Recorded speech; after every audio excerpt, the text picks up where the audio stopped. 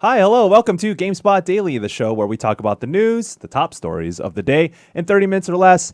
I am back with Jake Decker. We got a double decker for y'all. How you feeling, I'm man? back. That was good. You used my name wisely. Yeah, I said that before the show, and I told him I was going to use it, whether he liked it or not. So y'all got a double decker for the week, man. How you feeling being on the show again?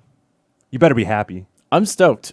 I'm also stoked today's Friday though. Yeah, we about Ready to, for the weekend. Yeah, we about to turn up after this. I know it's we're in San Francisco, so on West Coast time. It's 11 a.m. It's the time we always start the show, but after this, we're probably gonna turn up 11:30. You know, Sounds it's about all right. good. No, we got work to do. I have a lot of work to do, and I got to get through the show so I can get to that work. But first, I need to provide y'all the news of the day. What do we got first, Jake?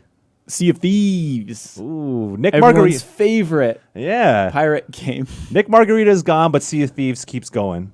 So, Sea of Thieves design director Mike Chapman and Rare Studio head Craig Duncan were asked about Battle Royale by Game Informer. So, good friends at Game Informer. I know Leo over at Game Informer. He's a good dude, but he probably didn't do this interview. But they were asked about Battle Royale. And what did they say, Jake? Well, according to GameSpot, we see the Battle Royale thing. Shit, I do too, man. I see it right in front of my computer screen. But generally speaking, they don't want to just copy what other games have done, which is probably a good approach to do for if you're going to adapt some sort of mode that everyone's doing. But Chapman in particular said we see the so Chapman is the one who said we see the Battle Royale thing. Not GameSpot. My bad. Yeah, but we all see the Battle Royale thing. He's not the only one. But he continued to say, but I think there will be opportunities to do that kind of thing differently. It's interesting where you can take PvP in the game, but we'd want to put a unique Sea of Thieves spin on it and do something completely surprising. And I also think that Sea of Thieves has a good foundation to build upon, and they have the room to do creative things because what do you say what you want about the content in Sea of Thieves, but they can take in whichever direction they want, and I'm sure players of Sea of Thieves will appreciate it because man, that game needs some stuff in it. Yeah, and I know a lot of people are super hesitant whenever a game is like, we're going to add Battle Royale. And they're like, oh, another game adding Battle Royale. Just like jumping on the trend. And like, while I think Battle Royale is definitely a popular trend right now. Sorry, I was supposed to be doing that. No, it's all good. It's all good. I think it's going to be around for a while. And I think Sea of Thieves could actually do a kind of interesting Battle Royale depending on how they do it. Because the game... it's not Battle Royale necessarily, but it's definitely PvP plays a huge role in it. Mm-hmm. And I don't know. I think they could do something pretty interesting with it. Oh, I agree. Yeah. Whether or not it'll be enough to get me to go back to Sea of Thieves, that's probably another conversation. Yeah, Craig Duncan, not Duncan Day, continued to say that it's not about that's a deep cut, by the way. It's not about taking something that works super well in another game and going, hey, let's start everyone in Sea of Thieves map from different points and have you all come together. So they're not going to like copy and paste it, as his boy Chapman has said. So Duncan himself continued that sentiment, but we'll see where they go. They didn't say no. But they also didn't say yes, but they didn't say no. And Sea of Thieves does have a couple content updates coming up very soon. I know Cursed Sails, the expansion, is coming this month. So we'll see. I don't know too much about what's going to be contained in the Cursed Sails expansion pack. But we will know soon because it's coming this month. And Forsaken Sails, an expansion coming this September. So there is a lot of content on the way for Sea of Thieves. I'm just not familiar with what exactly that will contain. Maybe a Battle Royale mode. I don't know, man. I don't know. The more I think about Battle Royale for Sea of Thieves, it might be kind of cool. You like start out with your team of 4 on an island, and like hopefully there's a boat there. You hop in a boat. Maybe it's a 2-person boat, 4-person boat, and then you like look for loot, but the loot is weapons and like cannonballs and things like that. Oh, and you yeah. confront other pirates. Like that'd be kind of cool. Yeah, I think that'd be dope. The combat is a little sus though. There's not much there. Yeah, but yeah. So the Sea of Thieves developers themselves didn't say no, didn't say yes, they didn't say no. So I mean, I don't know. Whenever there's a developer or publisher that says anything about Battle Royale in particular, damn well we're gonna make a news story about it, and you know that people are gonna be paying attention to it because Battle Royale is the biggest trend. I wouldn't say it's a fad. I think it's here to stay. But Sea of Thieves developers, Rare, and Microsoft have said. Well, Microsoft in particular said earlier that they're not going to have a first party develop a standalone Battle Royale game because they already have. Well, they didn't say because they already have PUBG, but Yeah, it makes mean, sense. obviously, You wouldn't yeah. really. I mean, there's wanna- Fortnite and there's PUBG. PUBG is an exclusive. Yeah, I think they'd be stepping on a lot of partners' toes if they're like, and here's our battle royale. And they also that what is it? The Darwin Project just came out in early access on Xbox. Oh, okay. It's in I game think. preview. Or game preview. I think.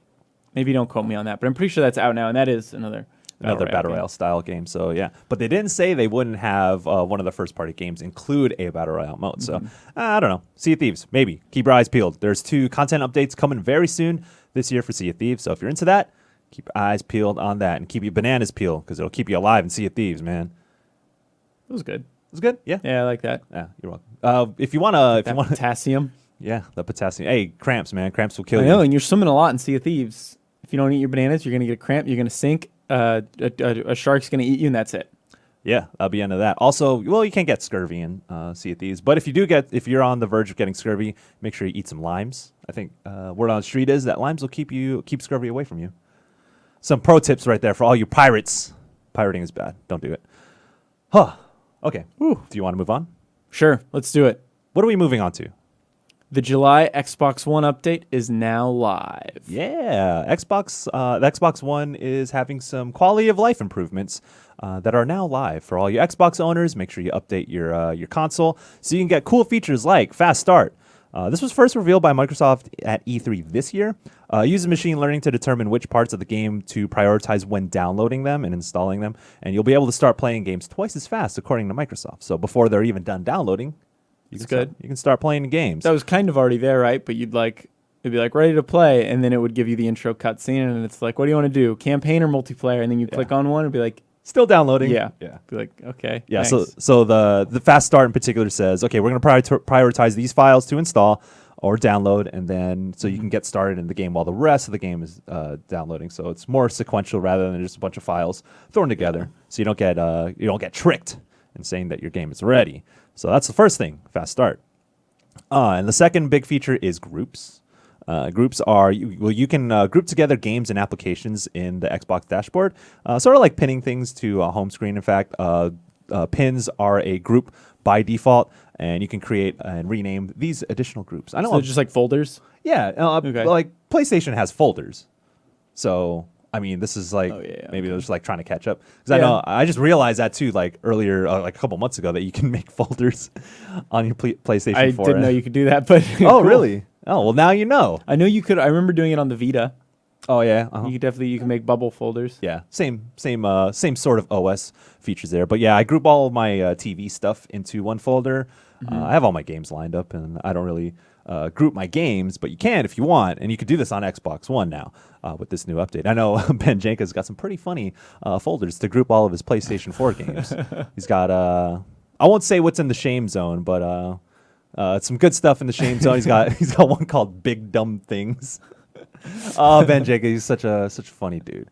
But anyway, you can group your games into Big Dumb Things folder if you want on Xbox One, so you can keep everything organized. Because damn, that Xbox One dashboard is a mess. I don't want. I like it more than the PS4 one. Oh wow, you do?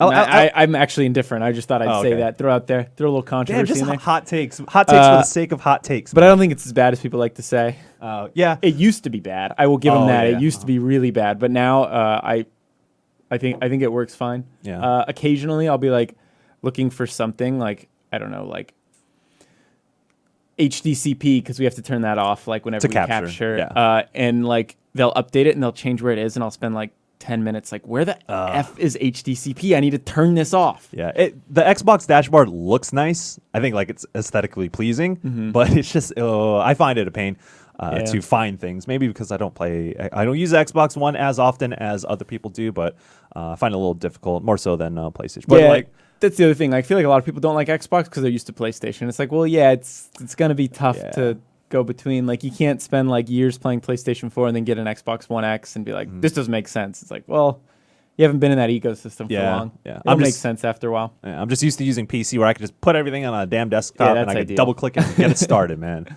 Yeah. So. I also found out you can group up things in Steam. I didn't know that. You've been able to do that for a while, but you can like group games together. Yeah. Oh, because I know you can do favorites on Steam, and that's how I like differentiated the games I'm not going to play and the ones I do want to play, and I just like favorite.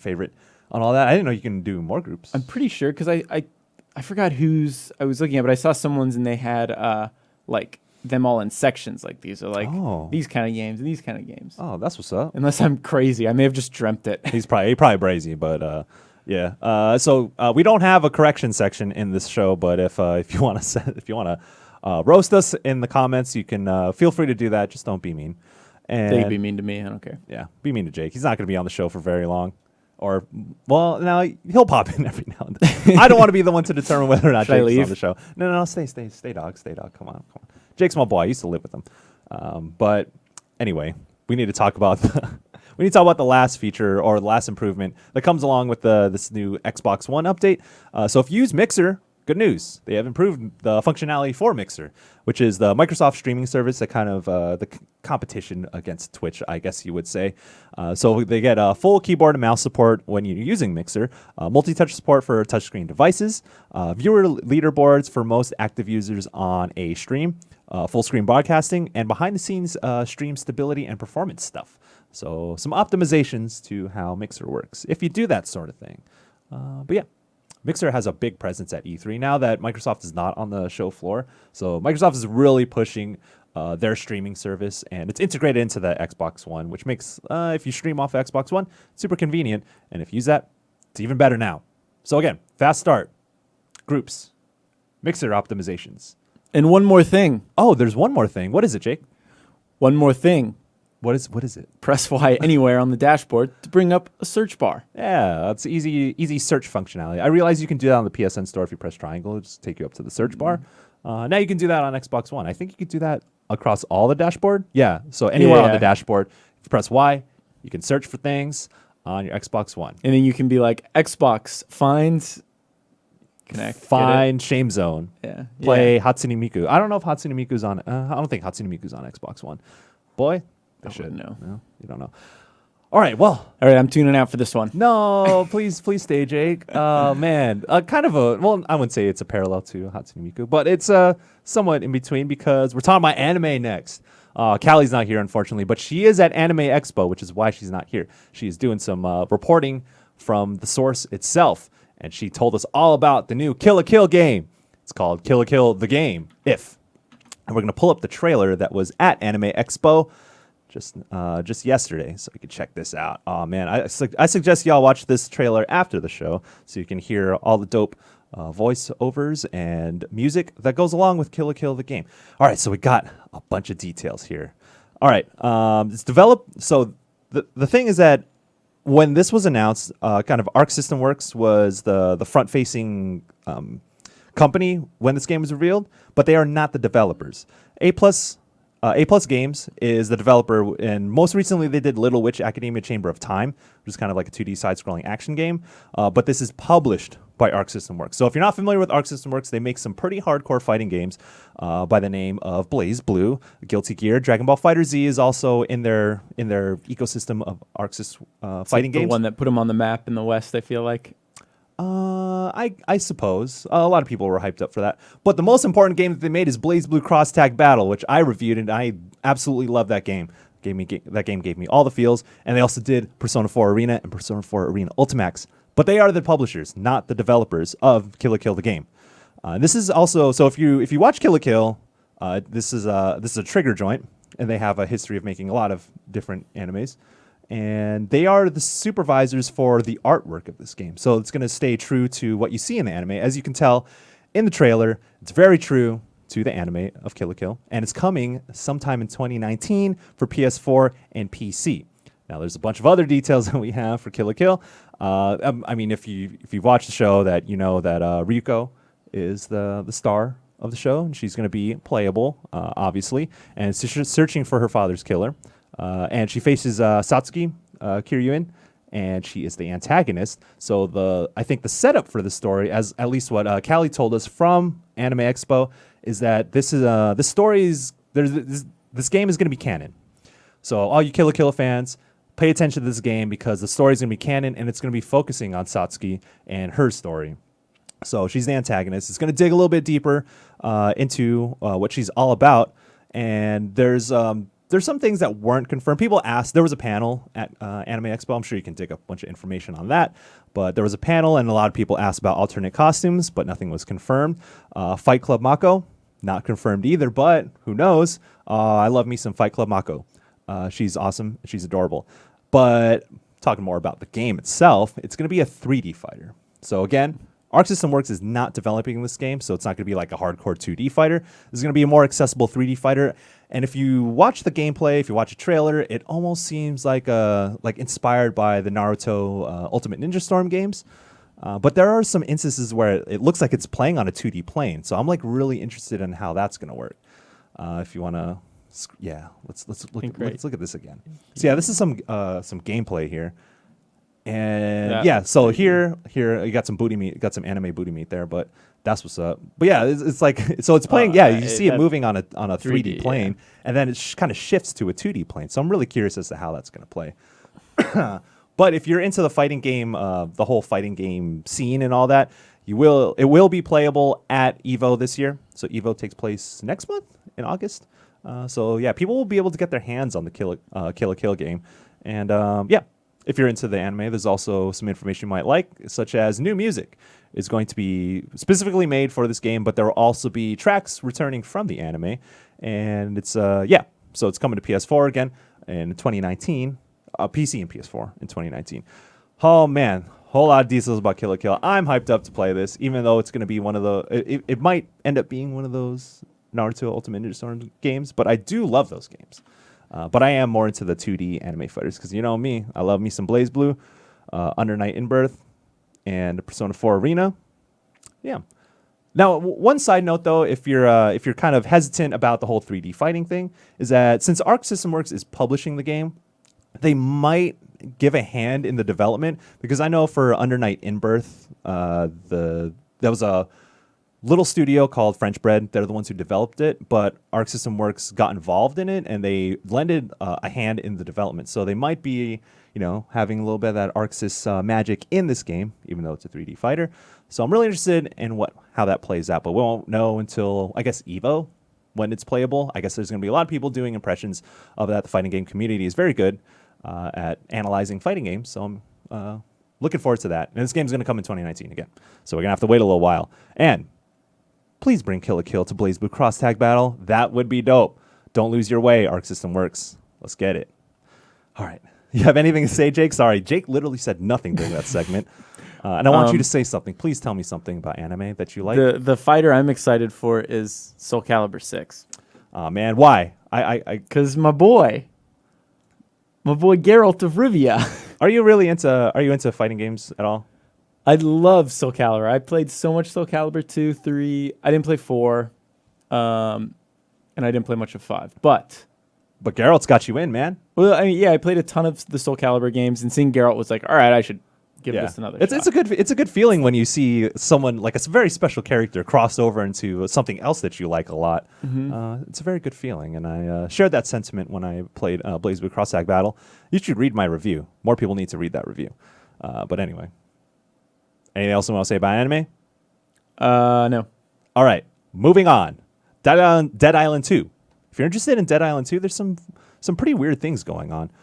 So according to the official Twitter account, Dead Island 2 is still in development. This story is coming out of PC Gamer, so we're poaching their sources a little bit, but we're all good friends out here, so we're gonna talk a little bit about Dead Island 2. So what happened is that the account replied to several fans inquiring about the status of the troubled sequel. The first tweet read, "What's going on is that it's in development, and we won't be showing more until we're ready. Appreciate the wait is painful, but Dead Island 2 is still coming."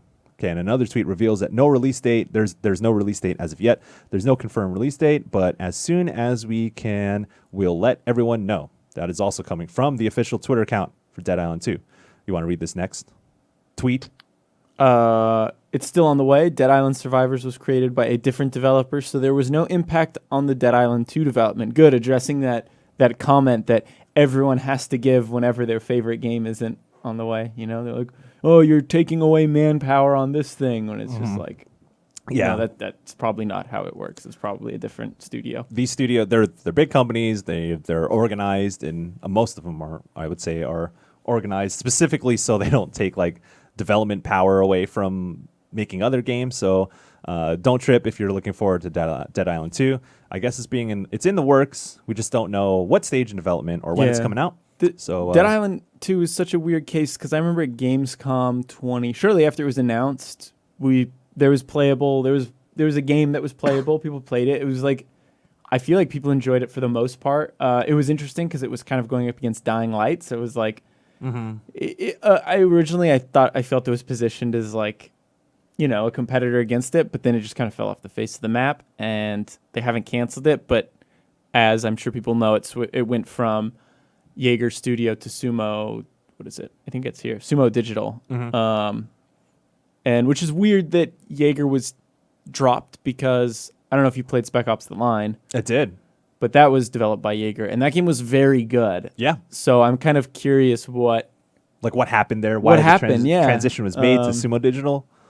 I don't know. Who knows? We might not know. But at the time, Dead Island series developer Techland was working on Dying Light, like you said, for WB. While I guess that they were ramping up for Dying Light 2. Dead Island 2. Sorry, I'm getting my things mixed up. But yeah, Techland made the first Dead Island. Yep, Techland made the first Dead Island, and that game was broken as heck. The first part of that game I really enjoyed, but I think after I got past the first part, like my character got wiped. Like, oh snap! So I started over, and there's this bug after bug after bug after bug. I'm like, all right, I'm that's unfortunate. Done with this. Dying Light, though, I think it's a very good game. The writing is trash. I don't want to say it's trash. There's moments that are good, but for the most part, like the writing is very forgettable. Like that's not why you play Dying Light. Like I was actually playing recently with some friends, and the co-op is great. You were telling me about the co-op in Dying Light, and like seeing all your friends free run throughout the city is really cool. Yeah, isn't the mobility and the movement in that game like really well done as well? Mm-hmm. Yeah, it's like it can be kind of like I'm sure it would make some people kind of sick because it's all first person, and that can be kind of tough, especially like when you're moving really fast and like slamming against walls and throwing yourself up. But it is. It is a fun game. Yeah. It's a very fun game. I'm looking forward to Dying Light 2. Dead Island 2, though, on the other hand, like I'm curious as to what happened, but I don't know how excited I am for Dead Island 2. Just kind of a quick recap. Dead Island 2 was hit with its first delay in 2015, and it was slated for release in 2016. Soon after, like you mentioned, Jaeger was removed from the project after a, quote, difference in vision between the developer and Deep Silver. Deep Silver is the publisher of these games. So there was some beef, I suppose, between them, and that's when Sumo Digital came in to pick up where they left off, or maybe build it from the ground up. Who knows? But it's still in development. So if you're looking forward to Dead Island 2, or if you want to see an improvement of Dead Island 1, there's something on the way for y'all. Wait around. Yeah. Yes. And this game was originally revealed in 2014, so it's been a long time coming. But yeah, I think that that's about wraps up the show. I think that's it. Before we go, so Callie, like I mentioned, she's at Anime Expo doing all sorts of dope things, and she wanted me to mention that Agretzko Season 2 has been confirmed. Netflix has renewed a Season 4 Agretzko, and new episodes will be coming in 2019. So if you're hyped up for that, boy, there's more coming. I still need to watch Agretzko, but from what I have heard and from what I have seen people saying and talking about, it's pretty dope. Yeah. I've heard good things as well. Yeah. It's like if Hello Kitty was very pissed off at the world and worked an office job and drank a lot. Drank a lot and did baby metal karaoke. Okay. Yeah, so if you like drinking, if you like baby metal, you like karaoke, and you like adorable Hello Kitty things. This is a red panda, right? It's a red panda, yeah. Gretzko, it's probably for you. See, I know some anime things. Yeah. It's really weird when I am the one in the room who knows the most anime, because I don't know that much, but I do know that Agretzko is dope. I know that Kill la Kill is dope. I know the Little Witch Academia is dope. I know we gave a shout out to Little Witch Academia, and that's about it. There's a lot of dope anime actually. So I think this weekend, I'm going to be showing a lot of people my room, because I need someone to take over my space, because I will be moving to Berkeley. But I think over this weekend I'm going to be watching a bunch of anime in between the open house sessions. Yeah. I don't know why I needed to tell y'all about me moving, but that's happening. What's happening in your life, Jake? We got a few minutes before we need to hand off the stream. What's happening in your life, man? What do you want to talk about? It's Friday. We can say anything. I don't know. I'll probably play. Gwent. I'm getting good at Gwent. Oh, I'm getting good at Gwent. Yeah. I am 32-6 ranked. Ooh, damn, really? 32-6 ranked. I am level 14 ranked, and there's 20 Okay. or 13, almost 14. All right. And there's 20, so I'm working my way up. Damn. Next thing you'll see me on the Gwent Championship. Damn. Probably not. Boy. Ooh, shit. I know you're. Was it a couple weeks ago? You were trying to show me and Jean-Luc. You were opponing noobs in the ranked matches for Gwent. No, I didn't think I'd win. I was just like, watch this. I was just being overconfident, and I smoked that guy, and I've been smoking almost everyone. Look at you, man. It's starting to get tough. It's starting to get tough, though. Like, most games are pretty close. Mm-hmm. But before, it was just like, no competition. Damn, we got a Gwent master over here, Jacob Decker. He may not watch anime, but he knows his Witcher and he knows his Gwent. All right. Anything else you want to say before we give our thanks to everyone out there? That's all I got. All right. That's all Jake Decker got. So you're welcome. You're welcome for that double decker this week. That's the third time I said that. But we want to thank some people. I want to thank you, Jake, for taking the time to fill in for the show. Thank you for having me. It's always fun. Of course. We'll probably have you again sometime in the near future. I also want to thank Eric Tay for fixing tech problems that we always run into. I want to thank Tamar Hussein, who's been helping us make sure our rundown is on point. Tony Wilson, Matt Paget, who put the rundown together. Chris Pereira, always, because you, my boy. I want to thank Callie for bringing us all of the dope news from Anime Expo. And I want to thank all of you watching, because we have fun doing this, and we hope you have fun doing this. And we'll see you again next week. Same time, same place, all the time. Goodbye.